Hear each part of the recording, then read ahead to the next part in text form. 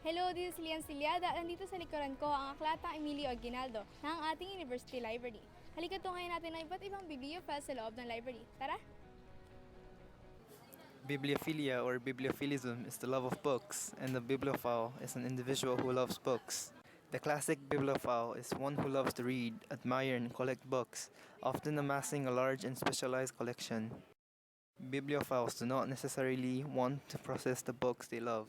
An alternative would be unusual bindings, autographed copies, etc.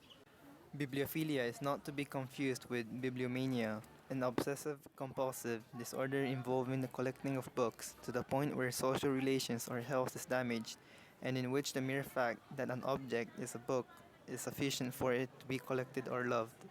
Some use the term bibliomania interchangeably with bibliophily, and in fact, the Library of Congress does not use the term bibliophily, but rather refers to its readers as either book collector or bibliomaniacs.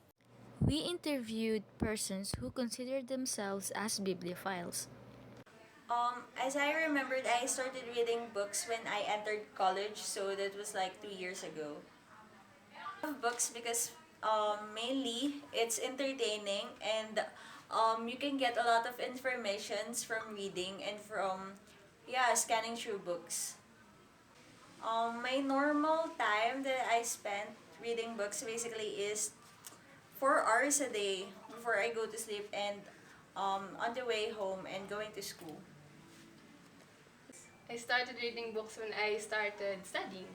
I love books because it gives me satisfaction, and when I'm bored, it gives me energy. Every time I have free time. We had the chance to cover one of the biggest events for book lovers, which is the annual Manila International Book Fair at the SMX Convention Center, Pasay City, that lasted for a week. We encountered different types of bibliophiles. There are some who loves mainstream books, religious books, fictional and horror, and some novels.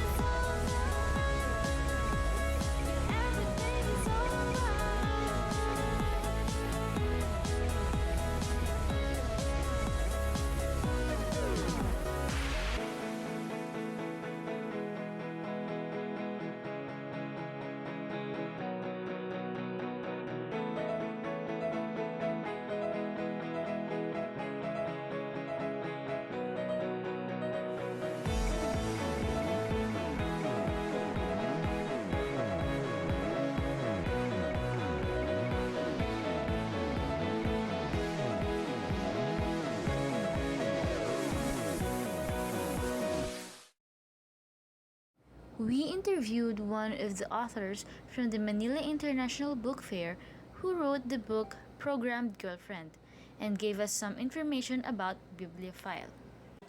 Reading, I think I started since I was a kid, of course. I think I love reading and writing as well. I wrote my first novel when I was 8 years old. Yeah, my first novel was about chicken. But reading, for me, more on novels. Kasi parang doon, you get to imagine a lot of things. And you get to learn a lot of things, of course. And sa textbook naman, I think it's very important that you read and read, especially if may recitation. So yun talaga yung nakaka-motivate ko. Ayun.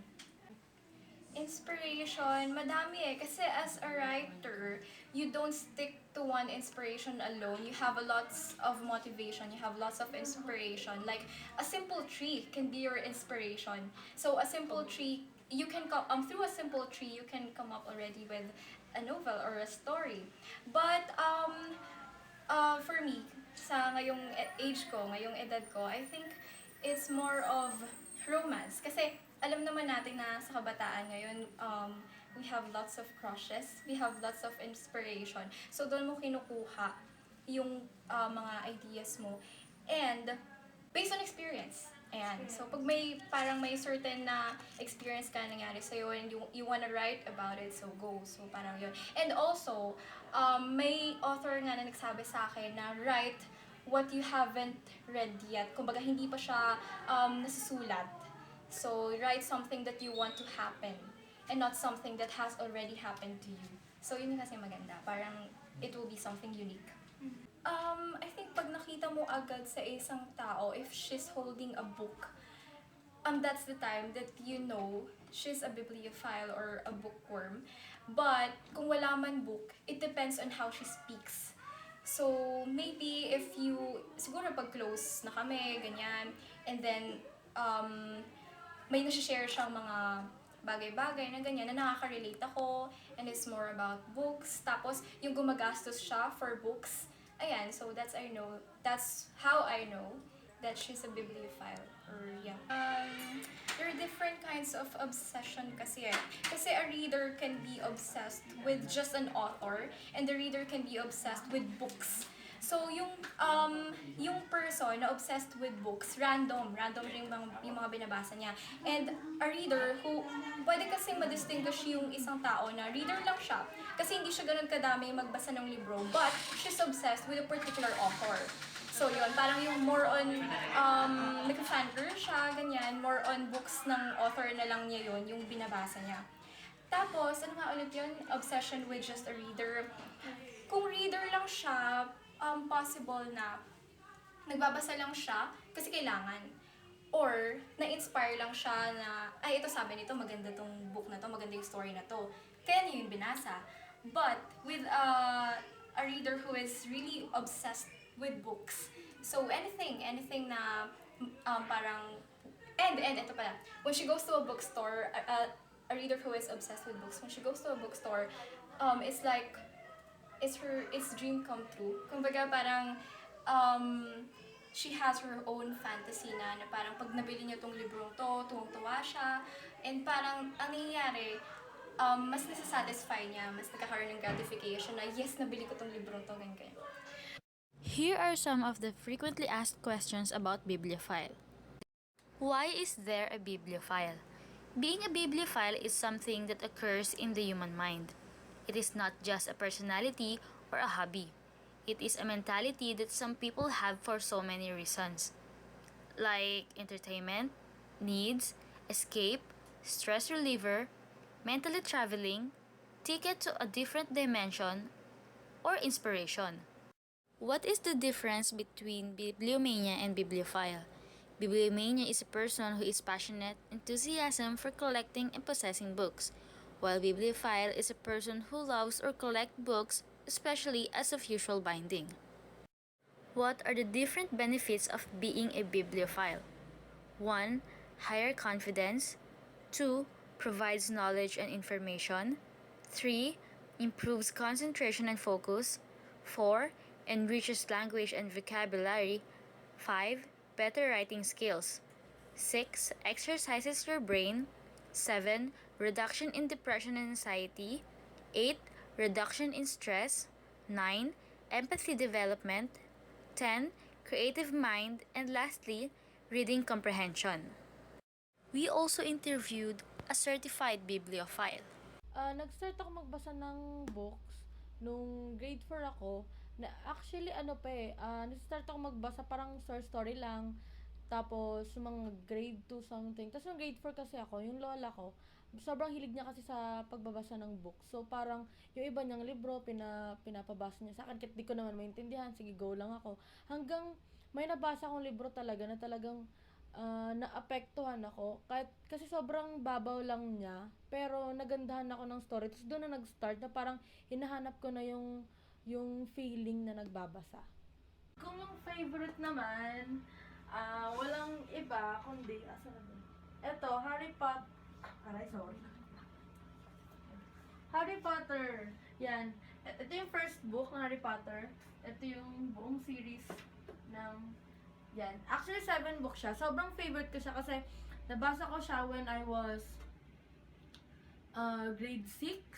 And sobrang nahook talaga ako. Mahilig talaga ako sa mga magic, yung mga ganun. So, talagang nakuha niya ako. Tapos, yung ang ganda ng writing style. So, ayun. Hanggang ngayon, fan na fan pa rin talaga. Pinaulit-ulit ko pa rin. So, ayun. Meron din ako. Kasi nga fan na fan ako. Meron ako mga malilit na mga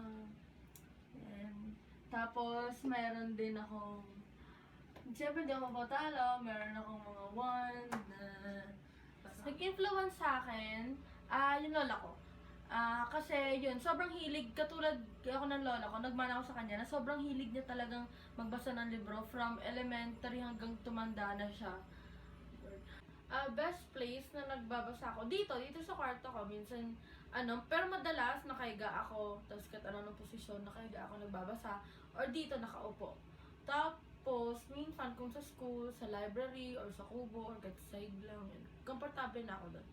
And kung sa, best na hangout place, tapos pag nagbabasa, coffee shops, number 1. Kasi may kape ka na, may libro ka pa. And kung coffee shops na specific, maganda sa Press Cafe, katabi ng fully booked sa ATC. Tapos yun, pwede sa dagat, pero huwag nyo lang babasahin. Kung gusto nyo din maligo kayo habang nagbabasa, pwede na-try ko na yun, naliligo habang nagbabasa. Tapos yun, kain. Tapos yun lang, yan ang mga sasabihin. Ipinakita niya rin sa atin ang koleksyon ng kanyang mga libro. Hi! So, ipapakita ko sa inyo yung bookshelf ko and yung each sections. So, dito, ito yung section na mga favorite ko na series, Harry Potter and Shadowhunters Chronicles. So, yung Shadowhunters Chronicles, meron siyang 2 series. Yung, ewan ko, ano yun.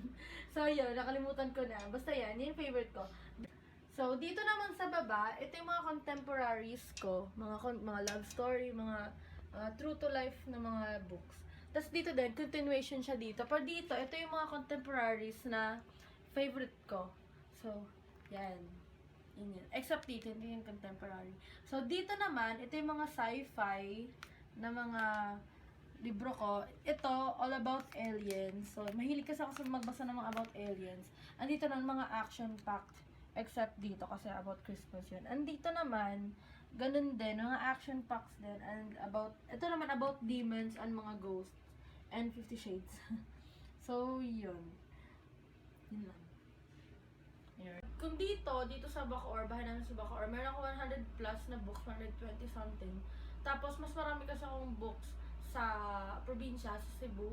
Kasi, doon talaga ako lumaki. So, from 4th year to 3rd year high school. Dito, 4th year lang hanggang until now. So, to be exact, I have 253 books. So now, we know all about Bibliophile. It is not just a person who loves to read books, but also it takes passion, feelings, emotions, satisfaction, and knowledge to travel beyond your own imagination and exceed to our limits. In reading, sky is not only the limit of our deeper thoughts and feelings. It takes an individual to a different set of adventure, which helps to increase boundaries and boost